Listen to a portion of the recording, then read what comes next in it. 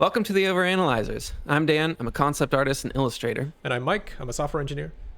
We are a weekly podcast, and this week we want to talk about our approach to learning and respond to some of the comments that we've had and deal with some of the issues that we've kind of been reading about recently. But first, we're going to take a shot, and then we'll get started. Cool. Cheers. Cheers. All right. So we started this line of thinking, philosophical journey type of thing maybe a month ago, where we've been talking about how you get good at something, what goes into that, what should your approach be. And there's been some pretty deep-rooted philosophical type issues that have come up just from us and from everybody who's been watching and leaving comments. So read us one, and we'll get into some of the things that people have been talking about. All right. Well, this is a pretty long comment. I'll just read a part of it. But this is from Jennifer Dineski. She says, I get so frustrated with my husband because he's one of those people that believes you're either born with talent or you're not. And if you're not, then the only thing you can hope for after working and studying and dedicating years of your life to learning how to do something you just don't have the talent for is mediocrity at best. We've had many discussions and arguments about this over the years because I firmly believe everything is a learnable skill and that with only very limited and specific exceptions, you can acquire whatever skill you're aiming for with the right mindset and training. Cool. And that's pretty representative of quite a few comments that we got, right? There's been plenty of others saying pretty much the same thing. Yeah, I mean, okay, so here's one saying basically the opposite of what she was saying.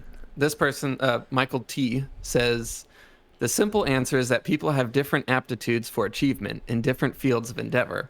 I know that's unsatisfying, but it's true. For example, I suspect you would be an adequate chemist, but not a great chemist.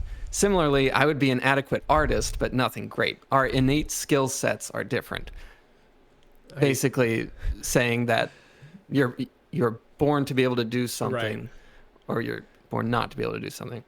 And I wonder how he knows I would be adequate. He could have been talking about me being a chemist. I don't know. So if Michael T, if you want to clear that up. Yeah. Which of us would be the adequate chemist? Right. Yeah. And by Jennifer Dineski's comment, I was referring to her husband, his philosophy that you have some level of talent and then you practice and that brings that about. You achieve that level of success at whatever you do. And the practicing is just kind of uncovering what was there in a sense. And I think that's actually a super, super common way of thinking. And I think that I have thought or kind of think that way too sometimes. I think everybody, even if someone wants to say that they don't believe that, they still waffle back and forth on what is possible and what's not. Yeah, I can be really optimistic when I'm doing well at something. I'll be thinking, right, I got this. I figured it out. I'm going to be great. And then when I'm having a really hard time, I start thinking, well, guess this is it for me. I guess I'm just capped out and my talent has run out. Right. So, and that's kind of where we came from, at least for me. That's where we started. So here's how I've been thinking about this, because this is a super fundamental question and there's not an answer, but we can at least share how we think, where we come down on the side of this debate. Let's simplify the question. What is the question exactly? If you try to get good at something, is your maximum skill just capped out? It's just something inside you, some innate, like predetermined by your biology. Yeah, you invest your time practicing and trying to get better, and you eventually rise to whatever level that you had inside you, and that's pretty much where you're done. Or is that not really the case, and how good you get is just a product of how hard you work and how much time you put in and how efficiently you put in that time, how good is your approach to what you're working on? Like, is that the case where pretty much anyone could succeed at whatever level based on what they actually do? Is that fair to say? Yeah, I think that's clearer, yeah. Right. So I've been thinking about some physical skills and how we can apply a little bit of this, or think about it in this framework. I'm into powerlifting, right? So I know a little bit about that. I, I was talking to you about running, and you got kind of mad and said I didn't need to be talking about something that I don't do. So that's fair. In lifting, there are certain genetic attributes that we can very easily observe and look at and draw some conclusions with in terms of how well somebody is going to do. So for example, when you're lifting something, just say your bicep, your muscle, the bicep's actually two muscles and there's two bones in your forearm, but just kind of picture it as one because the principle is the same. Your bicep is a muscle and it attaches to the bone in your forearm, right? And so you have your elbow joint, which is where the arm actually moves. And then you have the point where the muscle attaches to the bone. And so the muscle just contracts and it pulls through that tendon, that attachment point to move your arm in. And if you think about the leverages there, the exact point that your muscle attaches to the bone is pretty important in terms of how much leverage that muscle actually has. So if the attachment point is really close to the joint, it has very little leverage. The muscle might be really strong, but when it pulls, the leverages just aren't that great. Whereas if you have an attachment point that's a bit farther out, where it's higher up on the bone, then it gets much better leverage when it's trying to contract your arm. Does that make sense? Yeah. You kind of picture it like holding a heavy pot of spaghetti. If you're back on the end of the handle, it's like really hard to hold, but if you're up near the heavy part, then it's much easier to hold. It's just the leverage that you get. And the people, based on genetics and how they're born, they have different attachment points. And the difference isn't huge. It's in the neighborhood of millimeters usually, but it's enough to where it can change how strong you are.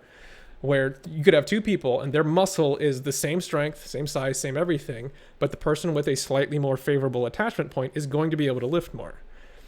Now, in powerlifting, your bicep doesn't really come into play, but it's the same principle for a quad or for your hips or for whatever else. And there's other things too. There's the geometry of your skeleton, where if your femur is longer or shorter, that can affect your leverages on a deadlift and things like that.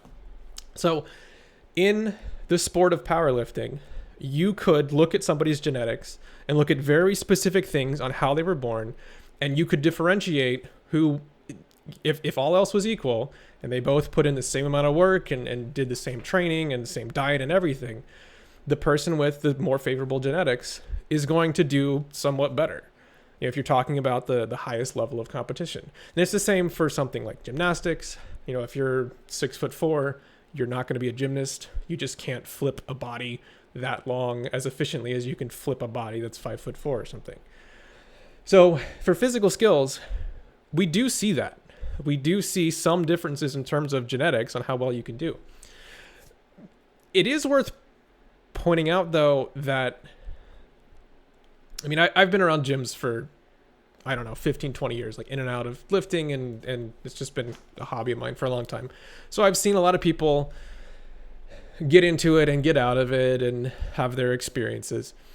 And very, very often people will make that conclusion of, oh, I'm not built for this, bad genetics or whatever. And it almost never actually matters at that level. If you're competing at the peak of the world competitors, you're trying to be the strongest man in the world, then yeah, the genetics matter. But if you walk into a gym and you can bench press, say 100 pounds on your first try, you could triple your strength. You could eventually bench press 300 pounds if you work really hard and you do the right things. And that's the case for everyone, unless there's something wrong, because that's how bodies work. If you give a body a stimulus and all the other circumstances are right, like you're eating well and training the right way, you will just get stronger. That's just what happens. You adapt. That's why we learned how to walk and talk and do almost everything. We learned how to use a computer keyboard because if you put your body in that situation, it adapts. That's just how human bodies work. So the question, I guess, is, does that apply to other skills, like your mental skill, like being an artist or being a chess player or whatever else, being a guitar player? Do we have specific genetic differences in our head that you can't overcome, and how much? And is it the same type of thing? What do you think? I don't know. I think it's really, really, really, really complicated. Well, first, it depends on what. I mean, that's powerlifting. That's one example where we're mostly just talking about physical Right. skill. I mean, we can all admit that for physical skills, there are genetic differences that you can go observe and look at. Like, that's, Right. I don't think they're nearly as big of a difference as people sometimes make them out to be. I've seen people show up at a gym and work out for a couple weeks and go, I don't know, this just isn't working. It's not for me. I can't make it happen.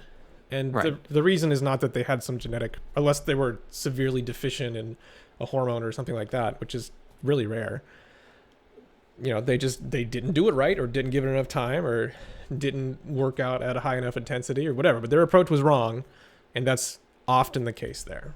Well, that kind of excuse, which I have heard and used before many times, is either very similar to, or is that one thing we talked about when we were talking about procrastination, the self-esteem protection thing. It's much easier to just say, oh, it's not in my genetics, it's Right. not possible for me to achieve, therefore it's not my fault, and I'm Right. not good at this thing because I'm not destined to be good at this thing. It's much easier to blame it on something like that than to blame it on a failure of Right. effort or, Right. or something like that. Right. So in some cases, I think that's what's happening. But Yeah. So, but how does that apply to a skill that's not purely physical? Like, say, being an artist. You know, you are not limited by your tendon attachment points to your bones if you're wielding a paintbrush, right? right. So I've been thinking about this all week. Well, probably all my life, but a lot this week. And I can say with absolute certainty that I was not born able to draw, that I could not draw any better than any average Joe ever growing up. Yeah. I think what happened was, and maybe we're jumping ahead a little bit, but I think what happened, and I want to talk about this a little more later too, but our dad is an artist and an engineer. And he would kind of give like little art lessons to us when we were kids. I remember. Just kind of, yeah. And it was just, for fun. And so we all did the same things, just kind of messed around with crayons or whatever. We were kids. But he gave us art lessons when we were children. And I can very clearly remember not being any better than any of my other three siblings. I mean, that was very clear then.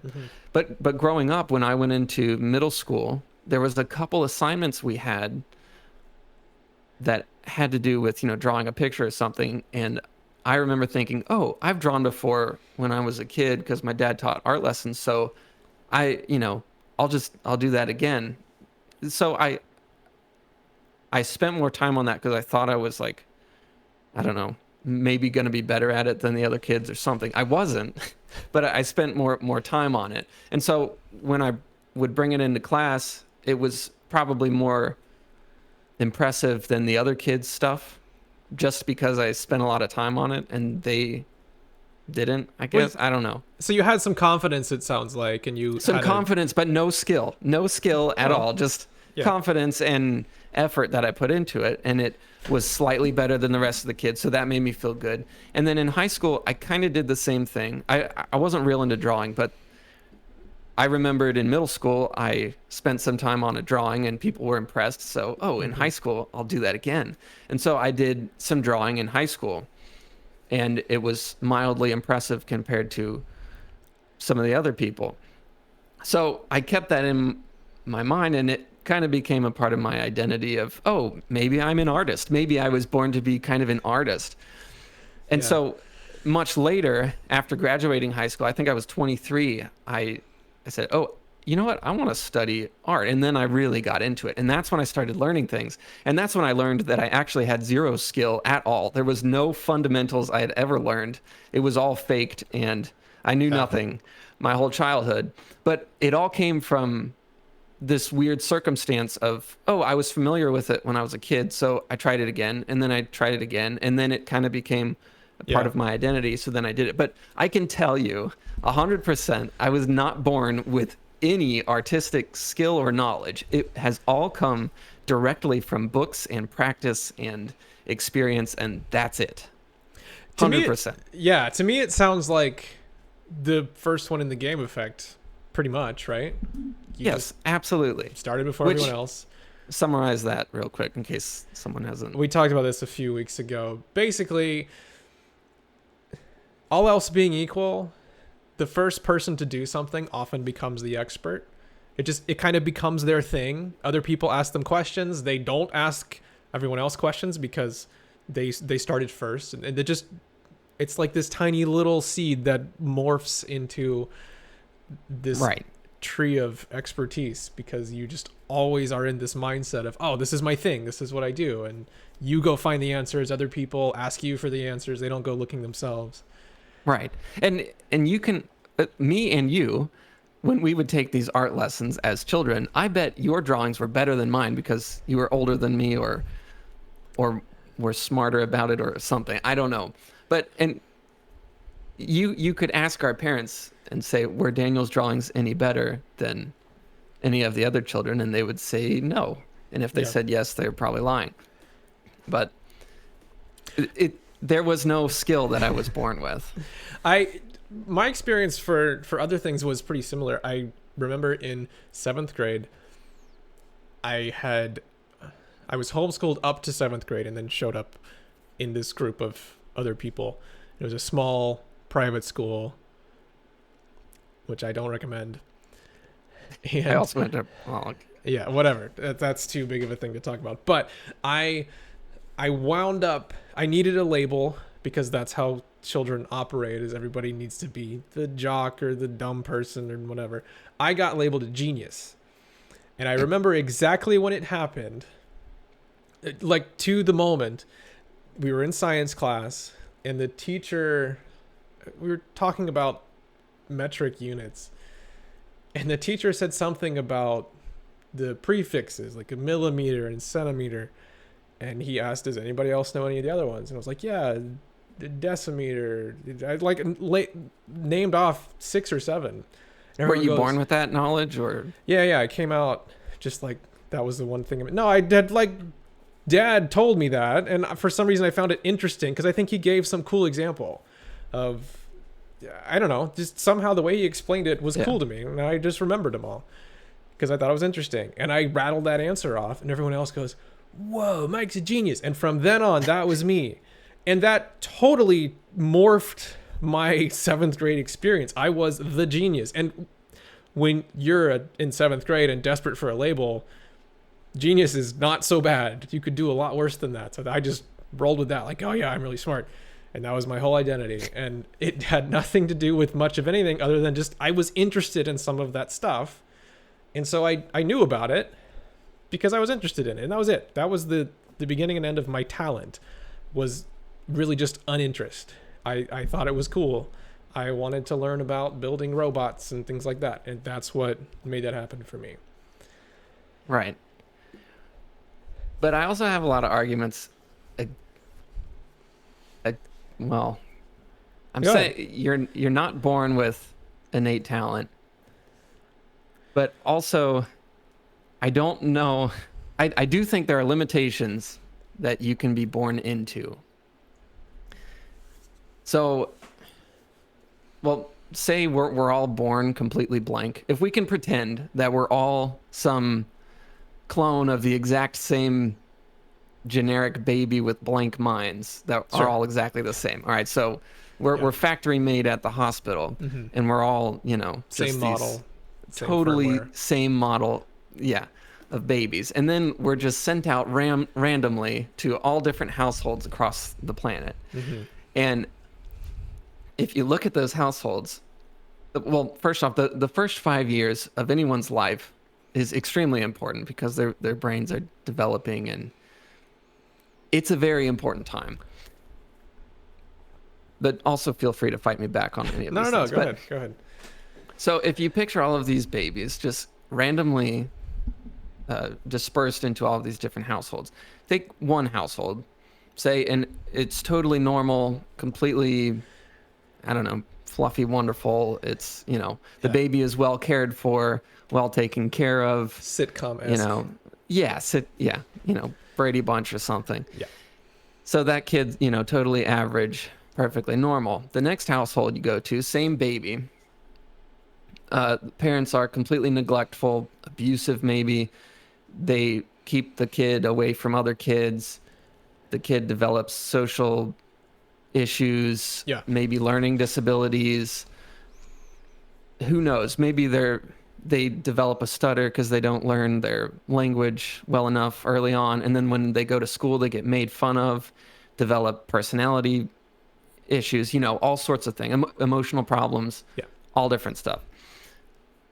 The way that kid would go about learning something is very, very different. But all right, let's take one more example. If you take another kid and the parents weren't super supportive or neglectful, they just trained this child to be a mastermind of, say, chess or whatever. This kid was going to be a top chess player when they grew up, and so from the day they brought that generic baby home from the hospital, they were training that baby nonstop to play, think, and breathe chess. All three of those children are now completely different people with strengths and weaknesses in all different parts. And the way they go about learning a skill varies very greatly from one another. And their reasons for learning certain skills are going to be completely different. So that kind of thinking. And then there's the whole birth order thing, which is very prevalent in our family. Yeah. Firstborn's very different than a middle child and youngest. And there's all of those types of things. And first one in the game. Right. You're the first one in the game. I'm the evil middle child. Yeah. All of those things, the personality flaws, personality pros and whatever, they play into the way you approach everything. So even if your brain is built the same as someone else's, say when you're born, environment changes you. And there's proof of your brain adapting to situations. So it can adapt in a different way. It can be shut off to things, and maybe they can be relearned, but there's very real environmental issues that you have to think about when you're thinking about your overall capability of approaching something. No, I think that's a weird but very good way of looking at it, in that I think at the end of the day, we don't really know too much about the genetic aspects of your brain. We both started reading Peak, a book that Emily Thomas suggested a couple weeks ago, which was, thank you. Yeah, as appropriate of a suggestion as you could hope for. It's exactly what we've been talking about in the past few weeks. And it's this scientist researcher guy who's written this book. He's actually written a bunch of books, and he's done a whole bunch of research into basically this question: that are people just born with some innate talent and you uncover it as you go, or is it down to your approach and the way you do things and how hard you work and what we just said? And his conclusion is that we don't really have any evidence to support the idea that there is some innate talent. It looks to be the latter, in that if you look at people who are really good at something, they worked really hard on it, and they worked really hard on it in a very intelligent and direct way. He calls it deliberate practice, and he breaks down a lot of what goes into that. But there doesn't really seem to be much to point to the former, in that it's just talent and you just uncover it. And I think, which is weird because us as an entire human race, we always jump to this. Right. That seems to be the default assumption. But when you really look at it scientifically, it's not there. It certainly doesn't appear to be. And one example he gives is London Cabbies. And they did, I guess, MRI or whatever kind of imaging they did. And they found that certain parts of their brain were larger than average. And the the spatial reasoning or visualization center, but I can't remember which part is which. And from that, you might think, oh, well, you would need to have, apparently, I didn't know this, but being a London cabbie is god tier difficult. There's 25,000 streets. You have to be able to route every single location in the city to every other one, all in your head. You have to go by the tiniest little detail of a person saying, "Oh, take me to that one shop that sells pink hats," and you have to like. Well, the reason is because like Google Maps and everything, the city is too complicated for even Google to comprehend or something, and so yeah, apparently it's stupidly difficult. And if you look at somebody who's actually able to do this and be able to get everywhere in these 25,000 streets of London at any time of day with different traffic conditions, you look at their brain and their brain is different. And you might think, oh, well, you would just have to be this type of person to be able to do this very, very difficult thing. But it turns out their brains just become different after having worked on this for many years. And if you look at London cabbies who haven't actually become London cabbies yet, they're just started out, their brains are totally normal. And the change happens as an adaptation to what they're doing to themselves, of putting themselves through this and trying to learn how to have this skill and be able to visualize and understand the city like that. But it is your brain literally develops like a muscle would. Yeah, because you're using it so much. Yeah. It's kind of creepy. It is. It's weird, cool. But it's cool. And they were saying the same thing about Einstein, that it's likely that his brain was different. They did, I guess, an autopsy and looked at it after he died. Well, apparently it's not likely that it was different. It was different. Okay, yeah. But the question was whether or not he was born that way or he developed it. And they seem to very strongly believe that he developed that. We talked about Einstein really early on and how our speculation, based on what we did a little bit of research on, was that he was just obsessed. And that's a whole thing unto itself. But the reason why he thought the way he did was not that he was some ultra genius in math and physics, and that he just couldn't stop thinking about stuff. And that's what drove him to make that adaptation. That obsession, to me, would be related to a personality thing, which then brings on the abilities later because of the habits that he's forming. Right. Basically, naturally putting him into this state of deliberate practice on a certain subject. Right. Yeah. And that's kind of where I was trying to get to, is that what you're saying, I think, is exactly right, at least in my view of it, in that there are a million things that go into you as a person and your personality and the way you think. And I think that some things are genetic. You can see personality traits showing up even in a 2-year-old that you would see in someone else. And it doesn't seem like it's just nurture. Maybe it is. I don't know. But right. Well, I go back and forth on this all the time. Yeah. But if you look at our family, you have mom who's extremely competitive and plays sports stuff. Yep. And then you have dad who's an artist and an engineer. And if you look at all the children, you have our sister who is an extremely competitive player of sports and an artist.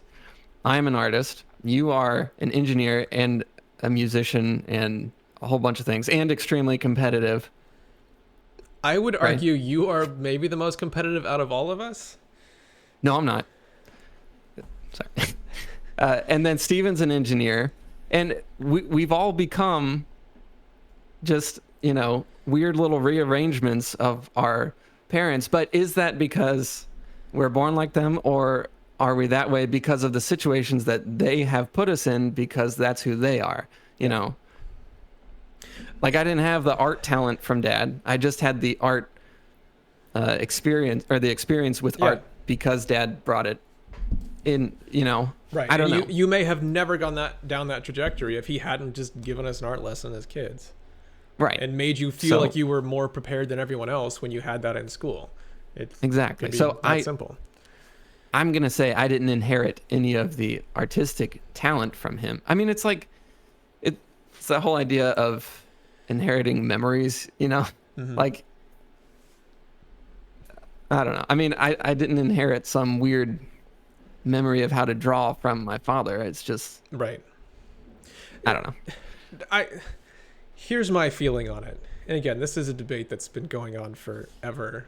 by And will millions go of on, people. probably. Yeah, so we're certainly not the ones to settle it here, but the way I have come down on it after having thought about it a lot and started to read about it and look for whatever answers I could find is that I think that when we say talent, like Jennifer Dinesky's husband is talking about and some other people, I don't think there's any reason to think that there is some wiring in your brain that determines what you can and can't do.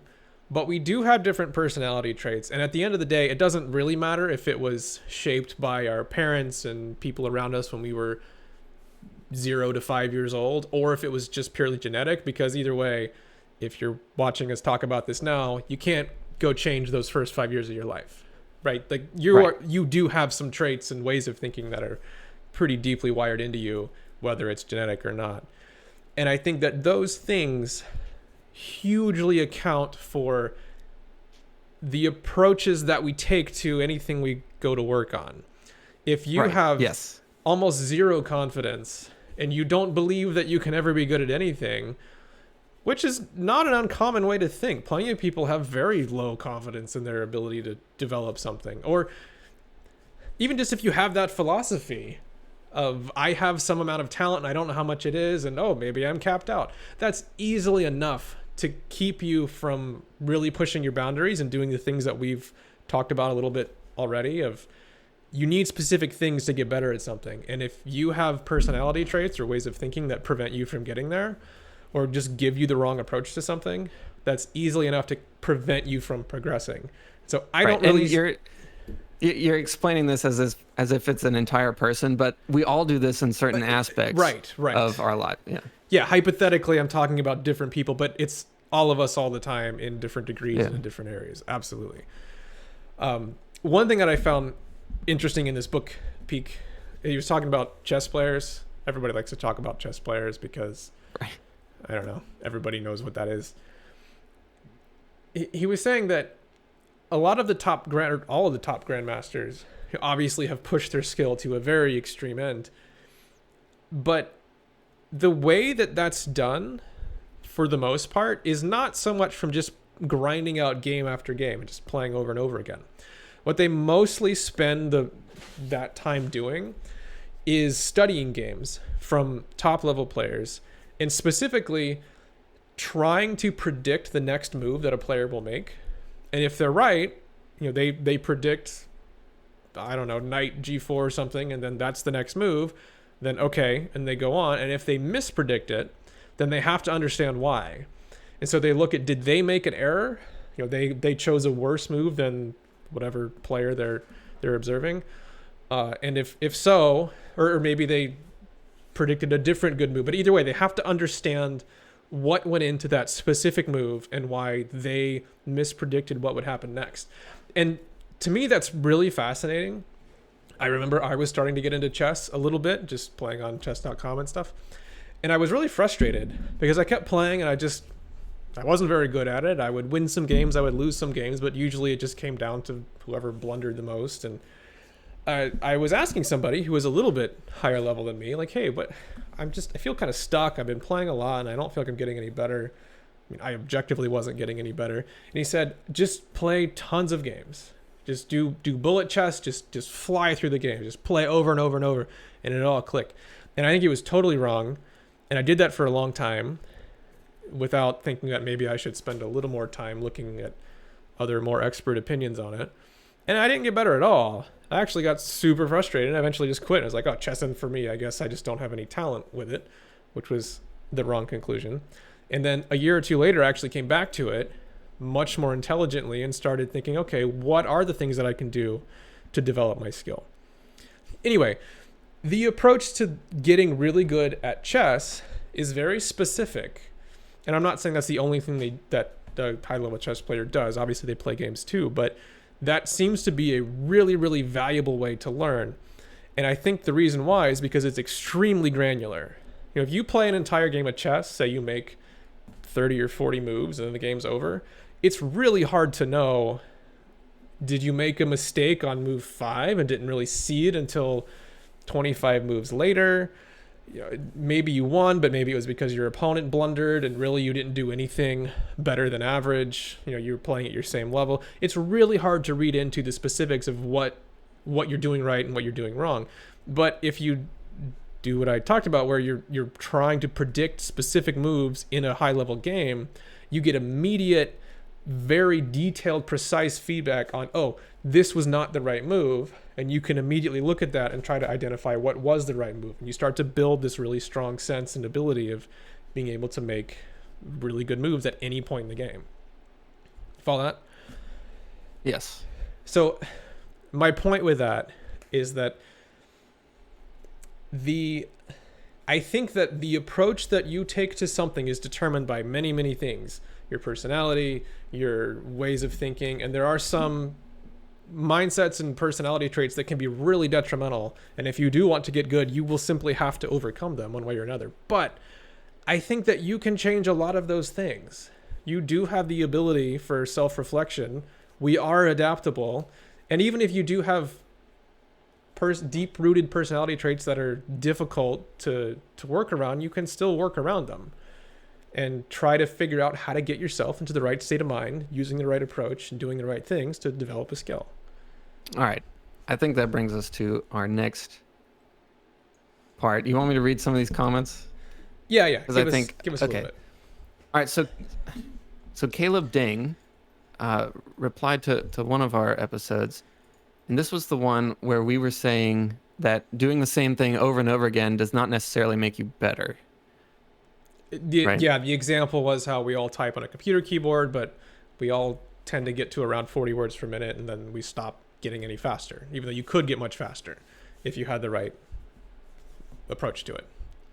All right, so this is what he says. He says, I feel like the premise of this discussion was that simply practicing, as it is typically understood, is not enough when approaching higher levels of a skill or discipline.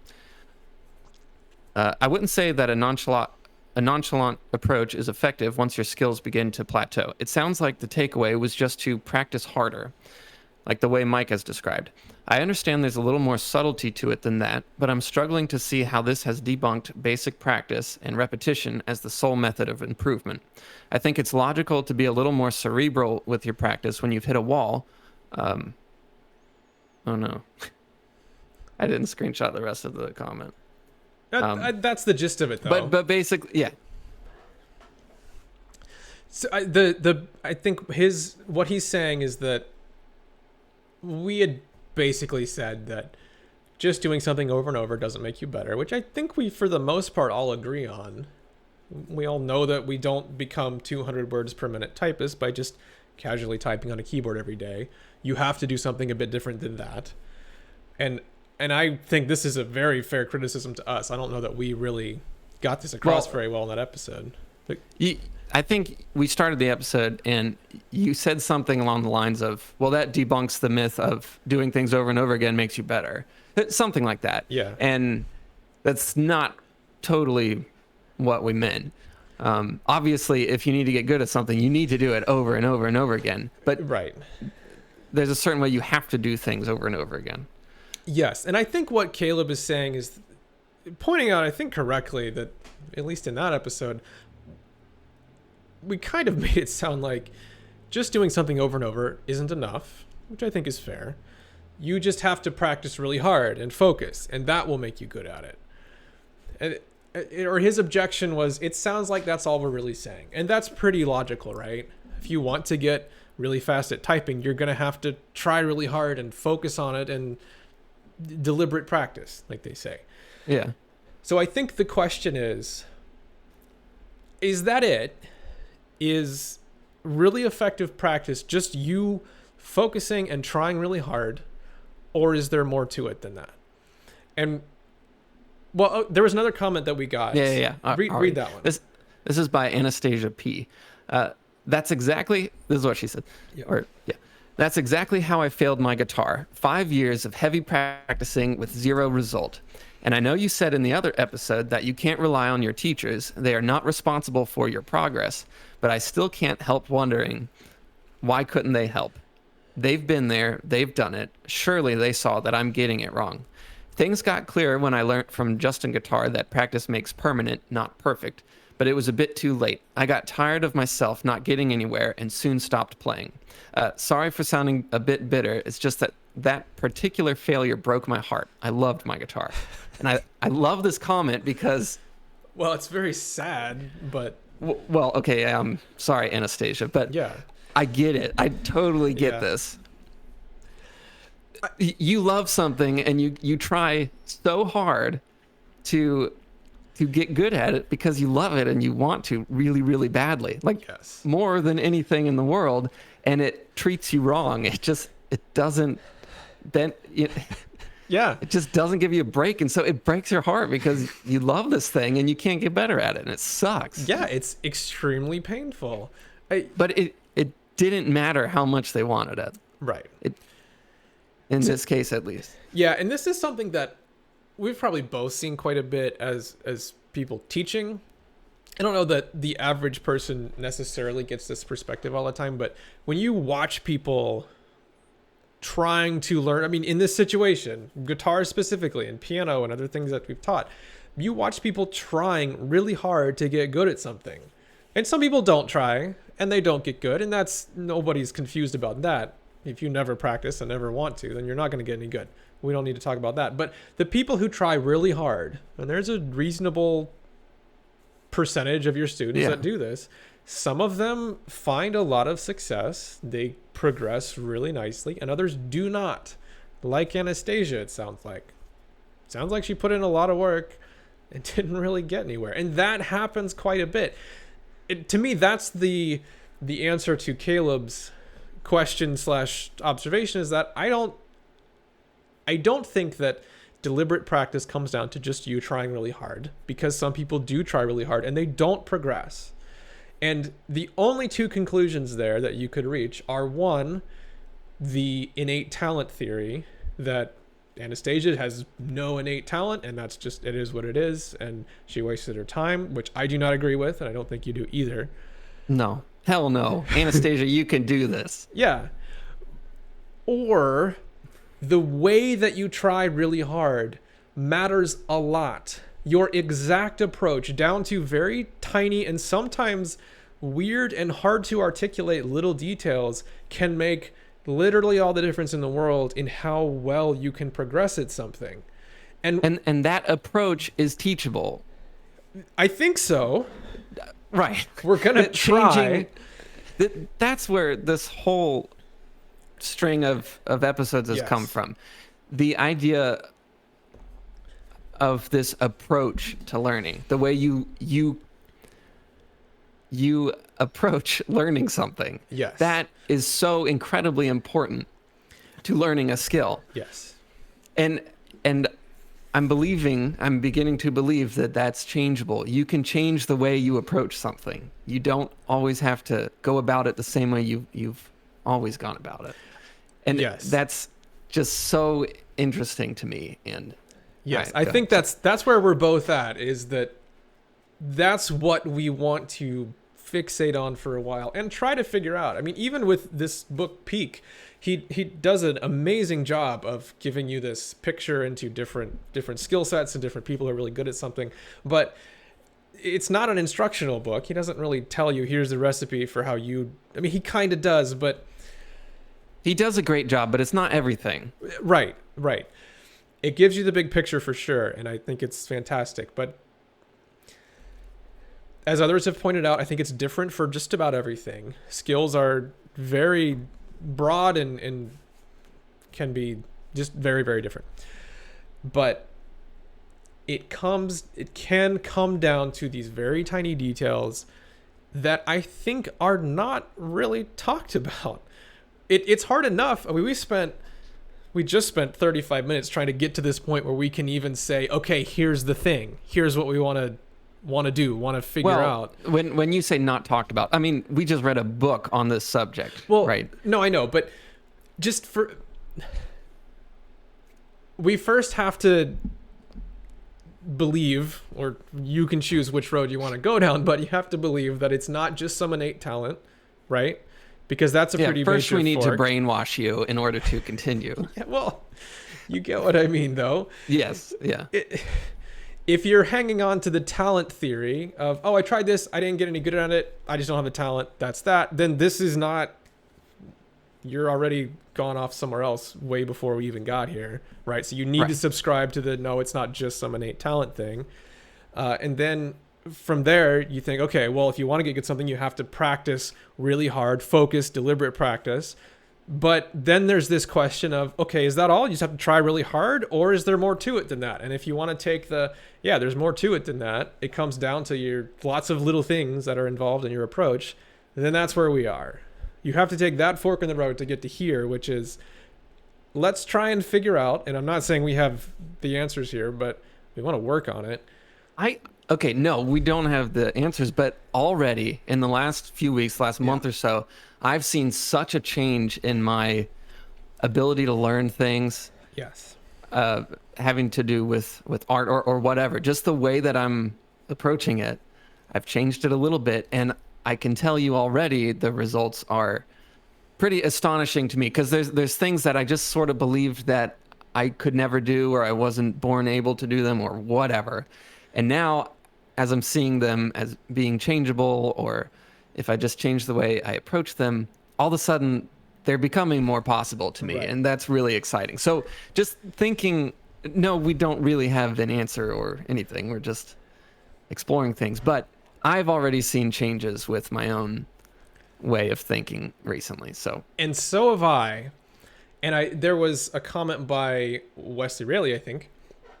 A few people saying similar things, but he was saying that he had been working on guitar playing, or he played and wasn't super driven to, I want to get really technically good. He just played it and he liked it, and wound up getting good at this, not so much technical skill and playing really fast, but he liked to improvise a lot. He played around a lot and wound up getting good at this thing that he had almost unintentionally pursued, I guess. Sorry guys, we had a little technical blip, but we're back. Okay. Wesley Rayleigh was talking about how he got good at something, somewhat unintentionally, but what did he call it? Desire? Yeah, he called it a vector of desire. Basically, whatever you're going to get good at is determined by who knows what you want or care about or interested in, but it's some arrow that you're pushing yourself down along, and your desire to do it is what determines how you move down along that vector. He had a desire to get good at improvising with the guitar, and he got good at that, and he at some point just kind of realized, oh, I might not be amazing at these other things, but I'm actually really good at this one thing, and a lot of people aren't, and that's pretty cool. But one thing I have been finding out with our epiphany new approach to things that we've been talking about the past few weeks is that when I feel like I can push something and it gets better, I don't care who you are. That's a pretty cool feeling. I've been practicing a lot of StarCraft and been trying to apply a new approach, and not even just apply a new approach, but start to look for the things that matter and lead to skill progression and things that don't. And I've started to feel like, yeah, it's a lot of work, but I can start to move the needle on some of these things. I know that there's certain areas that I'm weak, and I can start to understand why. It's not just, oh, that's how I am, it's my style. It's no, choices that I made in some cases years ago. Oh, this is how I'm going to play, and I'm not going to worry about this other stuff. I can worry about that other stuff and figure it out and start to understand how to get good at it. And that feeling is very exciting, and it makes me want to do a lot more of it. And it does not feel like grind anymore. I mean, I still get frustrated. There's still a lot of things that go on there, but it's very empowering in this sense of, if you accept, and it's hard at first, but if you accept that, oh, I'm not getting better at this thing because I'm doing it wrong. I have the wrong approach. There's something wrong with the way I've been going about this. That's kind of rough at first. It's sort of the everything is your fault philosophy. But if you start to realize that, oh, I can change something, I can unpack what isn't working here and make it work right, it's pretty exciting. And it how do I say this? It's like your desire to get good at something can depend very much on your ability to get good at it. You know, not everybody wants to get good at everything, but a lot of the time that's because they just don't feel like they can, I think. Yeah, and they don't want to waste their time failing at something. No one does. Right. No one wants to just set out to fail at something. So if they believe that they can't achieve something, then why try at all? So Right. if it's not a part of their identity, if it lies outside of their identity, and they're thinking, "Oh, I'm not an artist. I wasn't born an artist." Right. Then they know that if they enter into that field, they will fail. So they're never going to try that. It seems like often enough it comes down to what you had said. Your desire to do art, or your reason for pursuing this, was just the fact that you happen to have had a little bit of experience and then get put in this situation with other people who hadn't. Like, that's what turned into where you went. You know, Yeah. your desire for art was really just these very simple, basic set of circumstances that created this feeling for you. And Okay, that so was you were it. talking. Okay, sorry, you were talking about improving at StarCraft and everything, and recently I've been trying to apply this way of thinking to how I'm learning, and every once in a while, it comes up in a job where I have to draw like a flying bird, you know, a big epic flying bird, and I always have trouble with this. I see other artists do it, and they just, you know, they just flawlessly draw this giant epic flying bird with all its perfect feathers in place, and Yeah. it just looks incredible. And I've always looked at that and gone, I hate you, because I can't do that. And you know, there's something wrong with me, that, you know, there's something that I don't understand that I can't understand. Like there's some weird element that my brain is not able to wrap around or whatever. But this time I got a job where I got to draw this giant flying bird, and the same sinking feeling comes, and I'm like, damn it. Yeah. I got to draw a stupid bird, and I can't do it because I'm missing some part in my brain, whatever. But I said, no, I've been doing something wrong. I need to figure out what that is. It's my fault that it hasn't been easier for me, or whatever. So I tried my best. I drew the damn bird. And then I looked at it. I said, I'm gonna tear this apart and figure out exactly the concrete thing that I'm doing wrong. And so I circled every little spot on the bird that wasn't good, and I made a giant list. And I was trying to identify the issue. Was it my inability to understand the form of the thing? Was it I wasn't understanding the bones? Was I just not understanding how the feathers worked? What kind of feathers were there? And I had this giant list, and it was all of them. You know, was it the perspective that I was in? Like, whatever it was all of those things. And so I took every single one of them and I exploded them even further. You know, well, what is the anatomy of this exact bird? And so I went through and learned, or am still learning, all of these different aspects of it, but I'm improving at it, like, a lot. I'm vastly improving at this ability, and it has nothing to do with me being, I don't know, a different person. I'm just, the way that I'm looking at it as being this changeable thing, suddenly I'm now making huge improvements on it.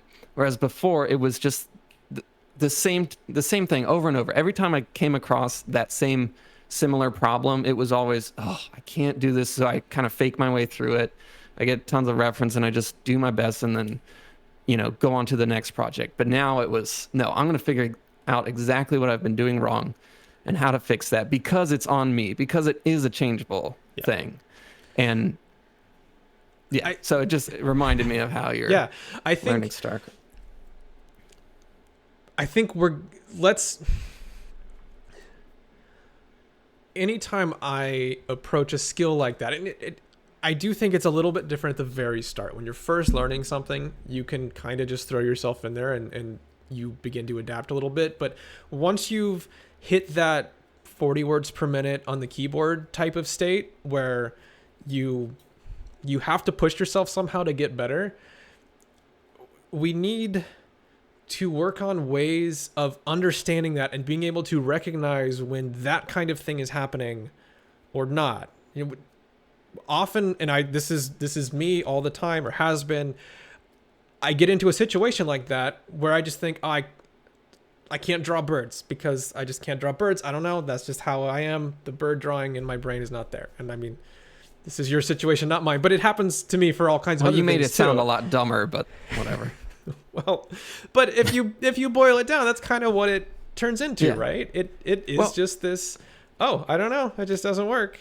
Other people are really good at it and I'm not. And you have to get to the point of first even believing that isn't how it works, that it isn't just some deep thing of talent and whatever in your head, that it comes down to very specific things, like maybe the people you're looking at decided really early on that, oh, I like drawing birds, or I know how to draw birds, and they developed a skill, or they understood some of the fundamentals that you don't, and you can fix those things and you can make it better. I think we should save this for next week because this is a whole new thing, but I want to talk about, or we both really like Marie Kondo, right? In how she has this approach. She's the cleaning lady on Netflix. Yeah, does it spark joy and everything. She came up with this, and let's talk about this next week, but she came up with this way of... Sounds like you're talking about it now. No. She came up with this way of thinking about the stuff in your life. And it's way different than most of whatever else you've heard. She has this whole put it in a pile and see if it sparks joy and say thanks to something if you're getting rid of it. And it's weird. And at first you're like, that sounds pretty silly, but it's actually really effective and it works really well for a lot of very specific reasons. And I want to try and figure out how you apply that type of philosophy to you working on a skill. How do you recognize when those types of things are happening, and how do you know how to dig into something and figure out what's going wrong? And I think there's a lot there. There's a lot that you can apply to how you develop a skill.